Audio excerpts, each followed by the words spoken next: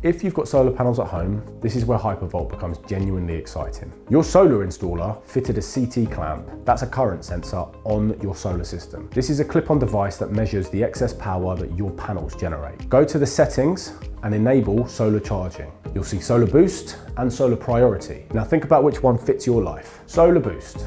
Hypervolt blends solar generation with grid power intelligently. It draws your surplus solar first, or what we would call free power. When that runs out, it tops up from the grid, but only to the level that you set, usually about 1.4 kilowatts minimum. So you might be getting 3 kilowatts from the solar and 1.4 kilowatts from the grid, totaling 4.4 kilowatts charging rate. Now as the clouds pass and solar changes, Hypervolt adjusts automatically. You're always charging, but you're maximizing your renewables. That is what we call the balanced approach.